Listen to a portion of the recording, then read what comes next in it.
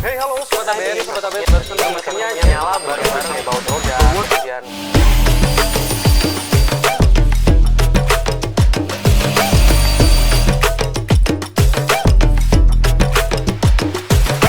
setiap hari kita melihatnya, wah ini loh karya saya bikin dengan tangan saya sendiri. Pasti bakalan lebih seru ya. Kok ngerjainnya fun banget, mengalir gitu aja. Akhirnya segala kendala yang dirasa sulit malah terlihat gampang banget ya.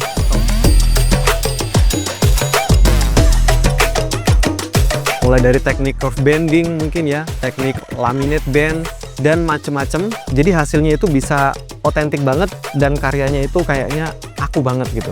Ngulik ya, karena banyak banget alat-alat itu yang beda harga, kadang-kadang beda kualitas, dan semuanya itu menarik banget buat saya untuk terus berada di sini, di workshop, untuk terus berkarya. Hey halo Sobat ABS, nama saya adalah Yoyo Ariwibowo. Saya seorang konten kreator DIY tutorial.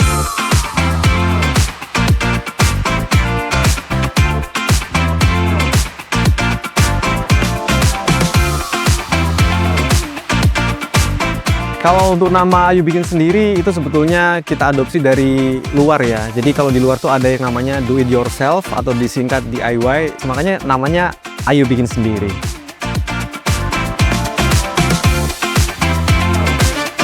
Nah kalau awal mulanya itu secara nggak sengaja ya.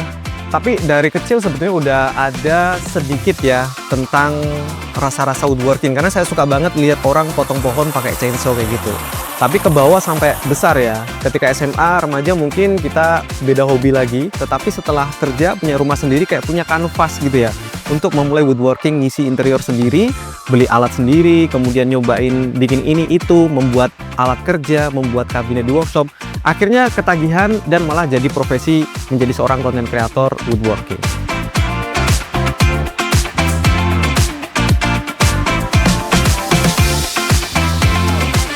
Kalau untuk proyek pertama sih sebetulnya malah condong ke furniture untuk workshop ya. Misalkan membuat meja kerja atau kabinet untuk menyimpan power tools yang kita punya ya. Tapi seiring waktu banyak hal yang kita kerjakan, mulai dari woodworking, metalworking juga.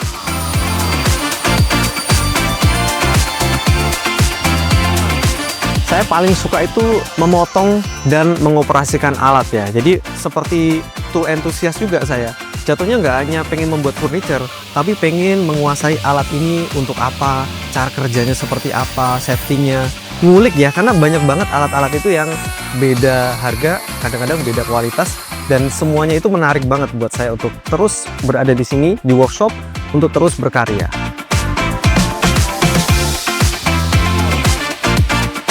Nah kalau ngomongin proses kreatif itu sebetulnya sangat panjang ya kalau dari hulu ke hilir ya. Mulai dari kita cari idenya, lalu kita tuangkan ke 3D model ya. Biasanya saya menggunakan SketchUp, kemudian setelah ada 3D-nya baru masuk ke materialnya butuh berapa, butuh material apa saja, finishingnya apa, dan sebagainya. Baru deh masuk ke workshop untuk produksi. Nah di sela-sela workshop itu ada proses produksi furniture, ada proses produksi video kontennya. Setelah itu jadi semuanya baru masuk ke post production, kita editing, lalu masih ada proses selanjutnya yaitu upload dan SEO videonya. Jadi masih panjang banget prosesnya, dari hulu sampai hilir itu kita kerjakan semuanya sendirian sih, ada tim juga yang membantu.